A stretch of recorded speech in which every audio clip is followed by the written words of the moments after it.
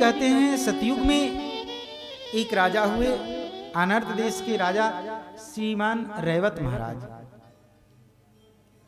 रैवत महाराज अपनी पुत्री के लिए वर ढूंढ रहे थे, लेकिन सोच रहे थे कि मेरी पुत्री के लिए एकदम सुयोग्य वर होना चाहिए। तो अपनी पुत्री को लेकर ब्रह्मलोक गए और ब्रह्मलोक में जाकर ब्रह्मा जी के सामने एक लिस्ट दिखाया।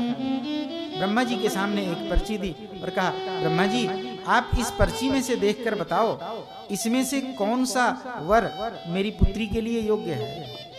ब्रह्मा जी ने रैवत महाराज की ओर देखा और देखकर मुस्कुराए।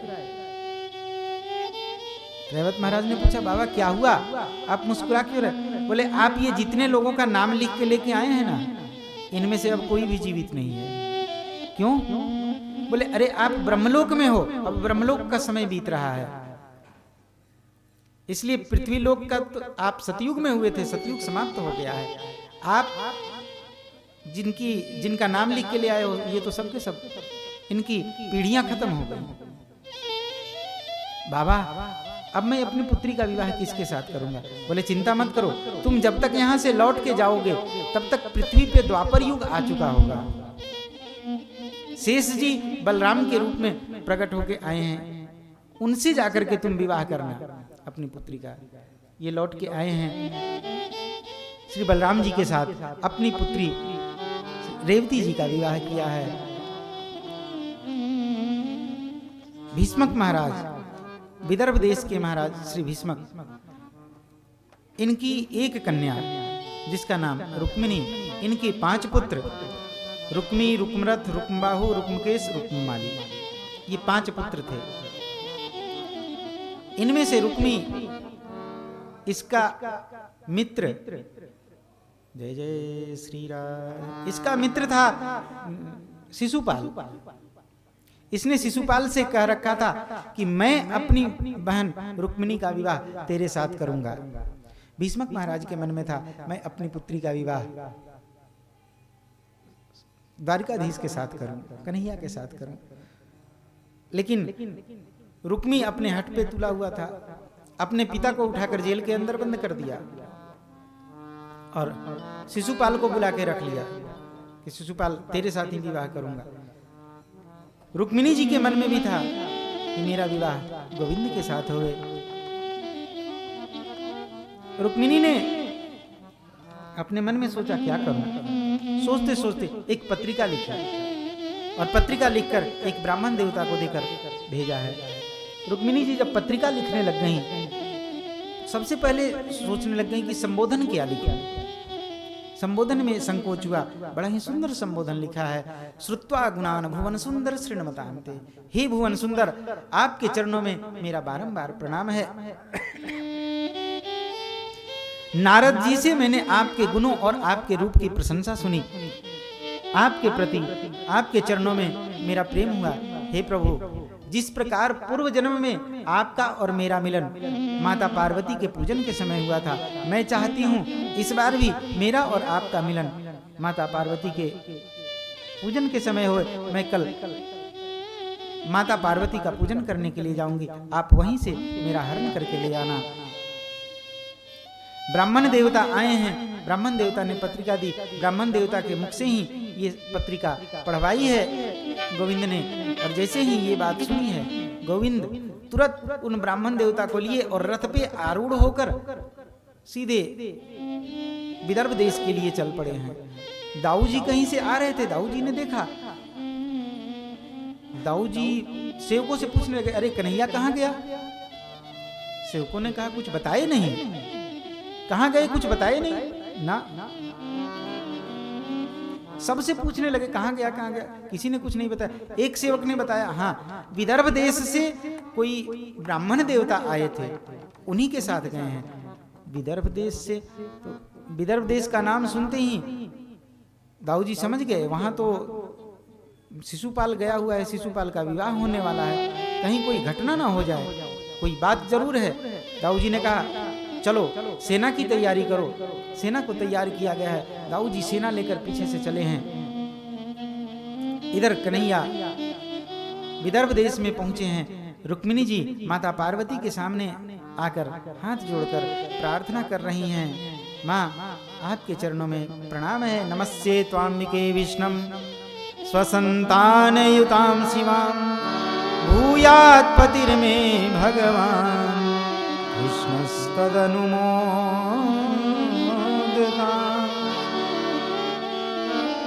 माँ आपके चरणों में बारंबार वंदन है, आपके चरणों में नमस्ये त्वाम्बिके विष्णुम, हे अंबिके आपके चरणों में वंदन है। स्वसंतानयुतां शिवां, आपके पुत्रों समेत आपके चरणों में वंदन है। भूयात् पतिर्मे भगवान, मुझे मेरे पति के रूप में कृष्ण तदनुमोदतां, श्री कृष्ण प्राप्त हों। रामावतार में और कृष्ण अवतार में स्तुति एक ही है, यहाँ पे संस्कृत में है। कृष्णावतार भागवत जी में ये स्तुति संस्कृत में, और इसी का रूपांतर बाबा श्री तुलसीदास जी ने रामचरितमानस में लिखा है। नमस्ये त्वाम्बिके विष्णुम, जय जय गिरिवर राज किशोरी, जय महेश मुख चंद्र चकोरी, स्वसंतानयुतां शिवां, जय गज बदन खड़ानन माता, जगत जननी दामिनी दुति गाता, नहीं तव आदि मध्य अवसान। माँ आपके चरणों में बारंबार प्रणाम है। रामावतार में मर्यादा का बंधन था, इसलिए वहां पे कह दिया मोर मनोरथ जानहु नीके बसों सदा और पुरुष वही के, लेकिन यहाँ सीधे सीधे कहती हैं भूयात् पतिर्मे भगवान कृष्ण तदनुमोदताम्।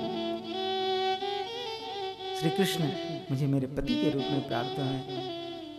श्री पार्वती जी के चरणों में प्रणाम किया है, और जैसे ही ओम नमः पार्वती पतय हर हर महादेव, जैसे ही हर हर महादेव कह के हाथ ऊपर उठाया है, कन्हैया ने हाथ पकड़ा और पकड़ के खींच के रथ में बिठा लिया।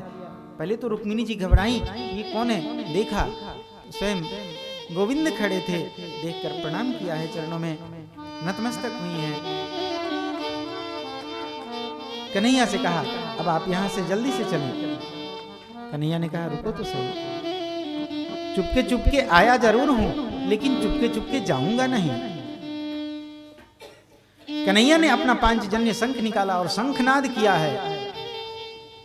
इधर जितने सेवक और सैनिक खड़े थे, सबके सब केवल कन्हैया का मुख ही देखे जा रहे हैं, किसी की नजर हटती ही नहीं है। कन्हैया ने अपना शंखनाद किया, शंखनाद करके वहां से चले गए। सबके सब खड़े हैं, कोई कुछ कर नहीं रहा। शिशुपाल ने जब शंखनाद सुना तो शिशुपाल कहने लगा अरे ये तो कन्हैया का शंखनाद है, वो कहां से आ गया यहाँ, जरूर वो आया है तो कुछ उत्पात करेगा, चलो पता लगाओ क्या हुआ। इधर कन्हैया अपना रथ लेकर शंखनाद करने के बाद रथ लेकर चल पड़े हैं। जब कन्हैया सेवकों सैनिकों के नजर से ओझल हो गए, तब सैनिकों का ध्यान टूटा है और सैनिकों ने आपस में कहना शुरू किया अरे हमें यहाँ पे किसी काम के लिए खड़ा किया गया था ना, क्या करने के लिए हम यहाँ खड़े थे। अरे क्या करने के लिए खड़े थे हमें क्या कार्य दिया गया था। तब तक एक ने कहा अरे हमें तो रुक्मिणी जी की रक्षा के लिए रखा गया था। कहाँ गई रुक्मिणी जी? बोले वो देखो वो रथ पे जा रही हैं, वो कन्हैया लिए जा रहे हैं। सेवक लोग सैनिक लोग दौड़े, चोर जार शिखामणि रुको रुको रुको। कन्हैया ने कही अरे हम तो तुम्हें जीवित छोड़ के ऐसे ही चले आए और तुम ये चोर जार शिखामणि। शिशुपाल को भी उधर पता लग गया था कि कन्हैया रुक्मिणी जी का हरण करके ले गए। शिशुपाल ने रुक्मी से कहा रुक्मी या तो तू मेरे साथ अपनी बहन का विवाह कर, क्योंकि तूने वचन दिया था कि मैं अपनी बहन का विवाह तेरे साथ करूंगा और मुझे बुला के बिठाए हुआ था, या तो तू अपनी बहन ला के दे या फिर मेरे साथ युद्ध कर। रुक्मी ने कहा जा रहा हूं अपनी बहन को लाने, अगर नहीं लेके आ पाया तो इस राज्य में पैर नहीं रखूंगा। रुक्मी सैनिकों के समेत आया है। कन्हैया ने अपने रथ को घुमाया, तब तक तो पीछे से दाऊ जी आए, बोले कन्हैया घबराना नहीं, मैं भी आ गया हूं।